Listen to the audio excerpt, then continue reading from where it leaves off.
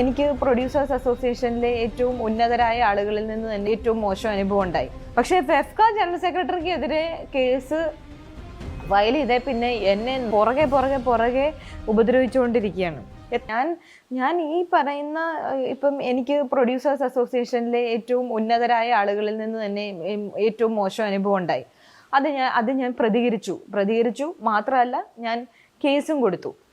അതിൻ്റെ പേരിൽ അതിനുശേഷം എന്നെ അസോസിയേഷനിൽ നിന്ന് പുറത്താക്കുന്നു. പിന്നെ എനിക്ക് കോടതി പോകേണ്ടി വരുന്നു. അവിടുന്ന് കോടതി അത് സ്റ്റേ ചെയ്യുന്നു. അതിനുശേഷം ക്രിമിനൽ ഇൻറ്റിമിഡേഷന് കേസ് ഇടാനായിട്ട് ഹൈക്കോടതി പറയുന്നു. അങ്ങനെ എന്നെ പുറത്താക്കിയതിനെതിരെ criminal intimidation case FEFKA general സെക്രട്ടറിക്കെതിരെയും പ്രൊഡ്യൂസേഴ്സ് അസോസിയേഷൻ പ്രസിഡന്റിനെതിരെ ഇടുന്നു. ഓരോ പ്രാവശ്യം കേസ് വരുമ്പോഴും ഞാനിതിങ്ങനെ വീണ്ടും ഈ മൊഴി കൊടുക്കലും കാര്യങ്ങളും നടക്കുന്നു. പക്ഷേ ഫെഫ്ക ജനറൽ സെക്രട്ടറിക്കെതിരെ കേസ് ഫയൽ ചെയ്തേ പിന്നെ എന്നെ 4 സൈഡിൽ നിന്ന് ആക്രമിക്കാനായിട്ട് തുടങ്ങി. ഇപ്പൊ ഈ ഡയറക്ടർമാരായ ജോസ് തോമസ്, ശാന്തിവിള ദിനേശ് പോലുള്ള ആളുകൾ വീഡിയോസ് ഇടുന്നു, എനിക്കെതിരെ വീഡിയോസ് ഇടുന്നു, ബോഡി ഷെയിം ചെയ്തുകൊണ്ട് വീഡിയോസ് ഇടുന്നു. അതിന് പിന്നെ സൈബർ സെല്ലിൽ കംപ്ലൈന്റ് കൊടുക്കേണ്ടി വരുന്നു. അതിൻ്റെ മൊഴി കൊടുത്ത് അത് വീണ്ടും ഇത് ചെയ്തുകൊണ്ടിരിക്കുന്നതിൻ്റെ ഇടയ്ക്ക് ഇവർ വീണ്ടും അതേ ആൾക്കാർ തന്നെ വീണ്ടും വീഡിയോ ഇടുന്നു. അത് കഴിയുമ്പോൾ പ്രൊഡക്ഷൻ കൺട്രോളർമാർ വിളിക്കുന്നു. എനിക്ക് 4 സൈഡിൽ നിന്ന് എല്ലാവരും കൂടെ അറ്റാക്ക് ചെയ്യാണ്. എന്താ ചെയ്യേണ്ടത് എന്താ എനിക്കറിയത്തില്ല. എനിക്കറിയാവുന്ന രീതിയിൽ ഞാൻ പ്രതിരോധിക്കും. അതെന്നും അങ്ങനെ തന്നെ ഉണ്ടാവും. പക്ഷെ ഞാൻ എല്ലാവരോടും ഇത് ചെയ്യാൻ പറ്റില്ല. കാര്യം എനിക്ക് സിനിമ ഇല്ലെങ്കിലും ജീവിക്കാൻ എനിക്കറിയാം. ഞാൻ ഇതിനെ ഡിപ്പെൻഡ് ചെയ്ത് നിൽക്കുന്ന ഒരാളുമല്ല. അതുകൊണ്ട് തന്നെ എന്നെ അങ്ങനെ തകർക്കാൻ അവർക്ക് സാധിക്കില്ല. അതുകൊണ്ട് തന്നെ ഞാൻ ഇനിയും പ്രതികരിക്കുക തന്നെ ചെയ്യും. പക്ഷേ ഇതിനെ ഡിപ്പെൻഡ് ചെയ്ത് നിൽക്കുന്ന സ്ത്രീകളുണ്ട്. ആർട്ടിസ്റ്റ് ആയിക്കോട്ടെ, ടെക്നീഷ്യൻസ് ആയിക്കോട്ടെ, അങ്ങനെയുള്ള ആളുകൾ ഇതുമായിട്ട് മുന്നോട്ട് കേസുമായിട്ടൊക്കെ പോയി കഴിഞ്ഞാൽ അവരുടെ ജീവിതം അതോടുകൂടി തദൈവയാണ്. അപ്പം അതുകൊണ്ട് അങ്ങനെ ഞാൻ അതിനെ പ്രോത്സാഹിപ്പിക്കും. ഇന്നത്തെ സാഹചര്യത്തിൽ നമ്മുടെ സിസ്റ്റം അതിനെ അനുവദിക്കുന്നതല്ല. ഇപ്പൊ കുറച്ച് വർഷമായിട്ട് പല പ്രശ്നങ്ങൾ ഉണ്ടാകുമ്പോഴും ചേച്ചി ഇങ്ങനെ ലീഗലി മൂവ് ചെയ്യാറുണ്ട്. ഏതെങ്കിലും ഒരു കേസ് ഒത്തുതീർപ്പായിട്ടുണ്ടോ, അല്ലെങ്കിൽ ക്ലോസ് ചെയ്തിട്ടുണ്ടോ, അതോ ഇങ്ങനെ നീണ്ടു കിടക്കുകയാണോ? അല്ല, ഞാൻ ഇപ്പൊ ആദ്യം കൊടുത്ത കേസ് എന്ന് പറയുന്നത് ഈ പ്രൊഡ്യൂസേഴ്സ് അസോസിയേഷനെതിരെയുള്ള കേസാണ്. അതെനിക്ക് എങ്ങനെ ഒത്തുതീർപ്പാവാനാ? എനിക്ക് അതിനകത്ത് ഒത്തുതീർപ്പിനൊരു ഓപ്ഷൻ ഇല്ല. കാര്യം എനിക്കുണ്ടായ ദുരനുഭവത്തിനെതിരെ ഞാൻ പ്രതികരിച്ചതാണത്. അതിനകത്ത് ഞാൻ എന്ത് രീതിയിലാണ് ഒത്തുതീർക്കേണ്ടത്? സാരമില്ല, നിങ്ങൾ എന്നെ പറ്റി അങ്ങനെ മോശം കമന്റ് പറഞ്ഞതിൽ കുഴപ്പമില്ല, സാരമില്ല, പോട്ടെ എന്ന് പറഞ്ഞ് എനിക്ക് വിടാൻ പറ്റുമോ? വിടാൻ പറ്റത്തില്ല. അങ്ങനെയുള്ള കാര്യങ്ങളൊക്കെ ഒന്ന് നാട്ടുകാരും കൂടെ അറിയുന്നത് നല്ലതാണ്. എന്താണ് ഇവിടെ സംഭവിക്കുന്നത്? ഒരു സ്ത്രീക്ക് ഒറ്റയ്ക്ക് പ്രൊഡ്യൂസേഴ്സ് അസോസിയേഷനിൽ പോയിരിക്കാൻ സേഫ് ആണോ? അല്ല. അപ്പൊ അതറിയണം. അങ്ങനെയുള്ള കാര്യങ്ങളാണ് ഞാൻ പറഞ്ഞത്. അത് ഞാൻ ഇനിയും പറയുക തന്നെ ചെയ്യും. അതിപ്പം എന്നെ എന്തെല്ലാം രീതിയിൽ വായടപ്പിക്കാൻ നോക്കിയാലും അത് ഞാൻ പറയുക തന്നെ ചെയ്യും. ഈ സ്ത്രീകളും കൂടെ ഉൾപ്പെട്ട ഒരു അസോസിയേഷൻ അല്ലേ അത്? അപ്പൊ അവിടെ സ്ത്രീകളും ഉണ്ടാവും അല്ലെ? ചേച്ചി പോകുന്നൊരു ചേംബറിൽ ഉറപ്പായിട്ട് സ്ത്രീകളും ഉണ്ടാവും. എന്നിട്ടും ഇത് തന്നെയാണല്ലേ അവസ്ഥ? അവിടെ സ്ത്രീകളൊന്നും അങ്ങനെ അധികം സ്ത്രീകളൊന്നുമില്ല. ആകെ മൊത്തം 18 നിർമ്മാതാക്കളാണ്, സ്ത്രീകളായിട്ടുള്ള നിർമ്മാതാക്കളുള്ള. അതിൽ തന്നെ 4 പേരെങ്ങാണ്ടേ ഉള്ളൂ ആക്റ്റീവ് പ്രൊഡ്യൂസേഴ്സ് എന്ന് പറയുന്നത്. ബാക്കിയെല്ലാം ഈ ഭാര്യമാരായി നിന്ന് പേരിന് വെച്ചേക്കുന്ന അങ്ങനെയുള്ള ആൾക്കാരാണ്.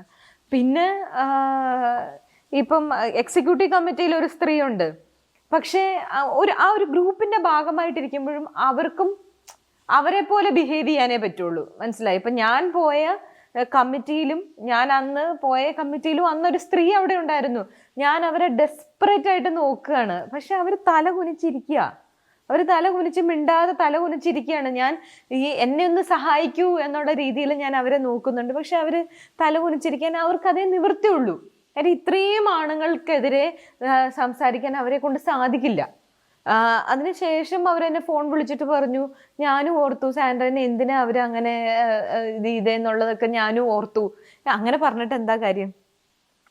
അത് ആ സമയത്ത് പ്രതികരിക്കാൻ സാധിക്കില്ലെങ്കിൽ എന്തിനാണ് അങ്ങനെ ഒരു പൊസിഷനിൽ കയറിയിരിക്കുന്നത്? അങ്ങനെ ഒരു സ്ഥാനത്തിരിക്കരുത്. മറ്റ് സ്ത്രീകൾക്ക് വേണ്ടി സംസാരിക്കാനായിട്ടുള്ള കഴിവില്ല എന്നുണ്ടെങ്കിൽ അങ്ങനെയുള്ള പൊസിഷനിൽ ഇരിക്കരുത്. അപ്പം എനിക്ക് അവരോട് സഹതാപം മാത്രമേ ഉള്ളൂ. അവരെ പിടിച്ചിപ്പം ഇപ്പൊ പലപ്പോഴും പല അസോസിയേഷൻസിലും ഇവരുടെ കൂടെ നിൽക്കുമെന്ന് ഉറപ്പുള്ള ആളുകളെ മാത്രമേ ഇങ്ങനെയുള്ള പൊസിഷൻസിലേക്ക് കൊണ്ടുവരികയുള്ളൂ. മനസ്സിലായോ? ഈ ഒരു എതിരഭിപ്രായം വരാൻ സാധ്യതയുള്ള ഒരാളാണ് എന്ന് തോന്നിക്കഴിഞ്ഞാൽ ആ പൊസിഷനിലേക്ക് വരത്തില്ല. അപ്പം പലപ്പോഴും ഈ എലക്ഷൻ എന്നൊക്കെ പറഞ്ഞ് പേരിൽ നടക്കുന്ന ഒരു സാധനമാണ്, വെറും പേരാണ് ഈ എലക്ഷൻ എന്ന് പറയുന്നത്. ബിക്കോസ് ഇവരൊരു പാനൽ ഉണ്ടാക്കിയിട്ടുണ്ടാവും, ആ പാനലേ അവിടെ ജയിക്കുള്ളൂ. അപ്പൊ അതല്ലാതെ ആർക്കും ഒന്നും വർത്താനം പറയാനോ അല്ലെങ്കിൽ ഒന്നിനുമുള്ള ഓപ്ഷൻ ഇല്ല. ഒന്നിനുമുള്ള അതിനുള്ള അങ്ങനെ പറയുന്നവരെ നോട്ട് ചെയ്ത് വെക്കും, അവരെ എന്തെങ്കിലും രീതിയിൽ പുറത്താക്കാൻ പറ്റുമെന്ന് നോക്കും. പിന്നെ ആ എതിർ ശബ്ദം അവിടെ ഉണ്ടാവരുത്. ഇന്റർവ്യൂർ എൻ്റെ അടുത്ത് ചോദിച്ചതാണ് പ്രൊഡക്ഷൻ കൺട്രോളേഴ്സിനെ പറ്റി. ചോദിച്ച സമയത്ത് ഞാൻ അതിന് ഉത്തരം കൊടുത്തു. എൻ്റെ അഭിപ്രായം എന്താണ്, ഞാൻ ആസ് എ പ്രൊഡ്യൂസർ ഞാൻ അനുഭവിച്ച കാര്യങ്ങൾ വെച്ച് ഞാൻ എൻ്റെ അഭിപ്രായമാണ് പറഞ്ഞത്. അതായത് ഇപ്പൊ ഇന്നത്തെ സാഹചര്യത്തിൽ, അതായത് മാറിയ സാഹചര്യത്തിൽ നമുക്ക് ഈ പ്രൊഡക്ഷൻ കൺട്രോളേഴ്സിന്റെ ആവശ്യം സിനിമയിലില്ല. അത് ഞാൻ ഇപ്പോഴും അത് തന്നെയാണ് പറയുന്നത്. അതിനകത്ത് ഒരു മാറ്റവും ഇല്ല. കാരണം നമ്മൾ ഈ എല്ലാ സ്ഥലങ്ങളിലും AI റീപ്ലേസ് ചെയ്യുകയും അല്ലെങ്കിൽ പല പല മാറ്റങ്ങൾ എല്ലായിടത്തും വരുന്നുണ്ട്. ടെക്നോളജി വലുതാവുന്ന അനുസരിച്ച് സിനിമയിൽ മാത്രം ഒരു മാറ്റങ്ങളും ഇല്ല. എല്ലാം അങ്ങനെ തന്നെ വർഷങ്ങളായിട്ട് നടന്നു പോരുന്ന കാര്യങ്ങൾ അങ്ങനെ തന്നെ ഈ പ്രൊഡ്യൂസേഴ്സിനെ പിഴിഞ്ഞ് ഒരു അനാവശ്യമായിട്ടാണ് ഇത്രയും എന്താ പറയുക, ടെക്നോളജിയൊക്കെ അഡ്വാൻസ്ഡ് ആയ സമയത്ത് ഇത്രയും ആളുകളുടെ ആവശ്യമില്ല. ഒന്നാമത്തെ കാര്യം, ഈ സ്വന്തമായിട്ട് ഡയറക്ടേഴ്സ് പ്രൊഡ്യൂസേഴ്സ് ആവുമ്പോൾ അങ്ങനെയൊക്കെയുള്ള സാഹചര്യം വരുമ്പോൾ നോക്കിയാൽ മതി, ആ സെറ്റിലൊക്കെ ക്രൂ വളരെ കുറവായിരിക്കും. കാര്യം അതിൻ്റെ ആവശ്യമുള്ളൂ. ഒരുപാട് പേരുടെ ആവശ്യമില്ല. ഈ വേറെ പുറത്തുനിന്ന് ഒരു ഇൻഡിപെൻഡന്റ് പ്രൊഡ്യൂസർ വരുമ്പോഴാണ് ആർഭാടം വരിക. ആർഭാടം വരുന്നതും ഭയങ്കര സെറ്റ്, ഭയങ്കര അല്ല എന്തെങ്കിലും ഒരു കുറവ് വന്നാൽ, ഒരു കറി ഒന്ന് കുറഞ്ഞു കഴിഞ്ഞാൽ അപ്പോഴേ പ്രൊഡ്യൂസറെ വിളിച്ച് ചീത്ത വിളിക്കല. മനസ്സിലായോ? ഒരു സിനിമ സെറ്റിലെ മീൽസ് എന്ന് പറയുന്നത് ഭയങ്കര ഹെവി മീൽസാ. എന്നാൽ പോലും ഏതെങ്കിലും ഒരു കറി കുറഞ്ഞു എന്നുണ്ടെങ്കിൽ, ഇപ്പൊ ചിക്കൻ, മട്ടൺ, ഫിഷ് എല്ലാ സാധനവും ഉണ്ടെങ്കിലും ഏതെങ്കിലും ഒരു സാധനം മിസ്സിങ് ആയ കഴിഞ്ഞു. പ്രൊഡ്യൂസർ പിന്നെ പന്ന പ്രൊഡ്യൂസറായി, പ്രൊഡ്യൂസർ പിന്നെ ദരിദ്രവാസിയായി, പിച്ചക്കണക്ക് പറയുന്ന പ്രൊഡ്യൂസറായി, ഭക്ഷണം കൊടുക്കാത്ത പ്രൊഡ്യൂസറായി. ഇങ്ങനെയൊക്കെയാണ് പ്രൊഡ്യൂസേഴ്സിനെ പിന്നെ ആ പ്രൊഡ്യൂസർ പിന്നെ അറിയപ്പെടുക. അതുകൊണ്ട് തന്നെ ഞാൻ ആ പറഞ്ഞ അഭിപ്രായം, ഞാൻ ഇപ്പോഴും അതിൻ്റെ അഭിപ്രായത്തിൽ ഒരു മാറ്റവും ഇല്ല. കാലഘട്ടം മാറുന്നതനുസരിച്ച് ഇവരുടെ തസ്തികകളിലും മാറ്റങ്ങൾ വരണം. ഇപ്പൊ അവർ ബേസിക്കലി ചെയ്യുന്നത് ആർട്ടിസ്റ്റ് കോർഡിനേഷൻ ആണ്. അതല്ലാതെ ഒരു ഹെഡ് ഓഫ് ദി ഡിപ്പാർട്ട്മെന്റ് എന്നുള്ള രീതിയിൽ ഒരു HOD പോലെ ഒരാൾ വരണം. അത് പക്ഷെ ഈ ഇപ്പോഴത്തെ കറണ്ട് ഇതിലുള്ള കുറച്ച് അവർക്കെന്തോ അവരുടെ അസോസിയേഷനിൽ കയറണമെങ്കിൽ തന്നെ ഏതാണ്ട് 7-8 ലക്ഷം, കൃത്യമായിട്ട് എനിക്ക് എമൗണ്ട് അറിയില്ല, അങ്ങനെ വലിയ പൈസയൊക്കെ കൊടുത്തു കഴിഞ്ഞാലേ കയറാൻ പറ്റുള്ളൂ. പിന്നെ ഇവർ വർഷങ്ങളായിട്ടുള്ളവർ മാത്രമേ ഉള്ളൂ. അതുകൊണ്ട് തന്നെ പുതിയതായിട്ടുള്ളവർക്കൊന്നും ഒരു സ്പേസും കൊടുക്കത്തില്ല, പുതിയ കൺട്രോളേഴ്സിനൊന്നും. അപ്പം എന്നാൽ നല്ലവരായ ആൾക്കാരുണ്ട്, ഇല്ല എന്നല്ല, സത്യസന്ധമായിട്ട് ചെയ്യുന്ന. ഇപ്പൊ എൻ്റെ തന്നെ ഇടയ്ക്കാട് മെറ്റാലിനൊക്കെ ചെയ്ത രാജൻ ഫിലിപ്പ് എന്നൊക്കെ പറയുന്ന കൺട്രോളർ പാവ മനുഷ്യനാണ്.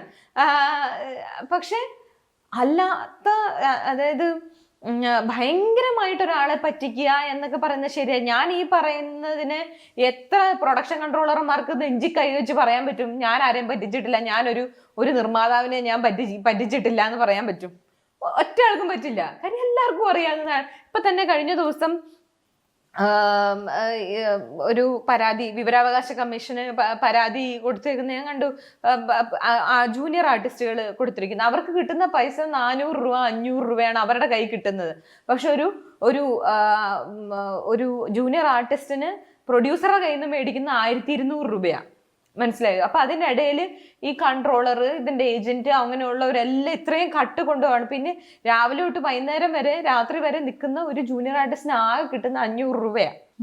അപ്പൊ ഇങ്ങനെ അതിഭീകം. ഇപ്പൊ ഈ കൺട്രോളർമാരൊന്നും വേറെ റെമ്യൂണറേഷൻ മേടിക്കുന്നില്ലെങ്കിൽ ഇതിനകത്തുനിന്ന് കട്ടെടുക്കുന്നതിൽ, ഇതിന്റെ ഒരു കട്ട് ഇവരെടുക്കുന്നതിൽ കുഴപ്പമില്ല. പക്ഷേ ഇവർക്ക് ഇവരുടേതായ റെമ്യൂണറേഷൻ ഉണ്ട്. ചിലപ്പോൾ അതിനകത്തുള്ള, അതായത് ഇപ്പൊ ലാസ്റ്റ് എൻ്റെ പടം ചെയ്ത കൺട്രോളർ 7 ലക്ഷം രൂപയാണ് മേടിച്ചേക്കുന്നത്. അപ്പൊ അങ്ങനെ ഇവർക്ക് നല്ല റെമ്യൂണറേഷൻ ഉള്ള ആൾക്കാരാണ്. പിന്നെ എന്തിനാണ് ഇത് ബാക്കിയുള്ളവരുടെ അതിനകത്തൂടെ കൈയിട്ട് വരാനായിട്ട് അവർ പോകുന്നത്?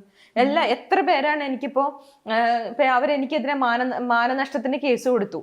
അപ്പം ഫെഫ്ക യൂണിയനിൽ തന്നെയുള്ള എത്ര ടെക്നീഷ്യൻസ് ആണ് എനിക്ക് തെളിവ് അയച്ചു തന്നേക്കുന്നത്. ചേച്ചി ഞാൻ 10,000 രൂപ എനിക്ക് കിട്ടുന്ന 1,00,000 രൂപയിൽ 10,000 രൂപ ഞാൻ ഇന്ന കൺട്രോളറിന് അയച്ചു കൊടുത്തതിന്റെ സ്ക്രീൻഷോട്ടാണിത്. അതായത് ഒരു ടെക്നീഷ്യനെ ഒരു സിനിമയിൽ വെക്കണം എന്നുണ്ടെങ്കിൽ അവരുടെ റെമ്യൂണറേഷനിൽ നിന്ന് ഇത്ര രൂപ ആ കൺട്രോളർക്ക് കൊടുക്കണം എന്നുള്ളതാണ്. അങ്ങനെ എത്ര പേര് എനിക്ക് അയച്ചു തന്നേക്കുന്നു. ഇപ്പോൾ ചേച്ചി ഇതുകൊണ്ട് കാണിക്ക് എന്ന് പറഞ്ഞിട്ട് എനിക്ക് തന്നെ ഒന്നും ആവശ്യമില്ല. അല്ലാതെ തന്നെ ഇൻഡസ്ട്രിയിലുള്ള എല്ലാവർക്കും അറിയാവുന്ന ഒരു പരമമായ സത്യമാണ് ഇവരിത് അതായത് അത് ഇപ്പം ഞാൻ പറഞ്ഞല്ലോ എല്ലാ കൺട്രോളർമാരും മോശക്കാരാന്നല്ല ഞാൻ പറഞ്ഞത്. മെയിൻ സ്ട്രീമിൽ നിന്ന് സിനിമകൾ ചെയ്യുന്ന കുറച്ച് പേരുണ്ട്. അവർ വളരെ മോശമായിട്ട് തന്നെയാണ് പ്രൊഡ്യൂസേഴ്സിനെ ഡീൽ ചെയ്യുന്നതും. ഒരാൾ ഒരു പടം ചെയ്ത് കഴിഞ്ഞാൽ അടുത്ത പടം ചെയ്യാൻ അവരുണ്ടാവുന്നില്ല, അവർ ഇല്ലാണ്ടാക്കി കളയും. ഇപ്പം എൻ്റെ ലാസ്റ്റ് പടം ചെയ്തതിനകത്ത് 6 ലക്ഷം റെമ്യൂണറേഷൻ പറഞ്ഞിരുന്ന ആളാണ്. പക്ഷെ പുള്ളിക്ക് ഒരു അത്യാവശ്യമുണ്ട്, രണ്ടാമതൊരു കല്യാണം കഴിക്കണം, പൈസ വേണം എന്നൊക്കെ പറഞ്ഞുകൊണ്ട് ഷൂട്ടിന്റെ ഇടയിൽ നിന്ന് തന്നെ എൻ്റെ 7 ലക്ഷം രൂപ മേടിച്ചു കഴിഞ്ഞതിന് ശേഷം പുള്ളിയുടെ വിവരമില്ല. പിന്നെ ഞാനാണ് എല്ലാ പണിയെടുക്കുന്നത്. ഹാർഡ് ഡിസ്ക് അവിടെ കൊടുക്കുന്നു, ഇവിടെ കൊടുക്കുന്നു, അങ്ങോട്ട് കൊടുക്കുന്നു. അപ്പൊ ആളുകളുടെ വിചാരം എന്താ, കൺട്രോളർ ഇല്ല, അപ്പൊ എന്താ കൺട്രോളർക്ക് പൈസ കൊടുക്കാത്ത കാരണമായിരിക്കും കൺട്രോളർ വർക്ക് ചെയ്യാത്ത എന്നാ വിചാരിക്കുന്നത്. ഇതെവിടെ കൂടുതൽ പൈസ വാങ്ങി പോക്കറ്റിൽ ഇട്ടിട്ട് ആൾ സ്ഥലം വിട്ടേക്കാണ്. എന്നിട്ട് അതേ വ്യക്തി ഇപ്പൊ എനിക്കെതിരെ മാനനഷ്ടത്തിന് കേസ് കൊടുക്കാൻ മുൻപന്തിയിലുണ്ട്. മനസ്സിലായി? ഇത് എവിടുത്തെ ന്യായാണെന്ന് എനിക്ക് മനസ്സിലാവുന്നില്ല. കുറേ ഇപ്പം ഷിബു ചേട്ടനാണെങ്കിലും, ഷിബു കുറ്റിമൂട്, ബാദുഷ, ഇവരൊക്കെ എൻ്റെ കൂടെ വർക്ക് ചെയ്തിട്ടുള്ള ആൾക്കാരാണ്, എൻ്റെ സിനിമകളിൽ വർക്ക് ചെയ്തിട്ടുള്ള ആൾക്കാരാണ്. എന്നിട്ടാണ് ഇങ്ങനെ എനിക്കതിനകത്തൊന്നും പറയാനില്ല. ബാക്കിയുള്ള ഇനി കോടതി തീരുമാനിക്കട്ടെ. ആസ് എ പ്രൊഡ്യൂസർ ചേച്ചി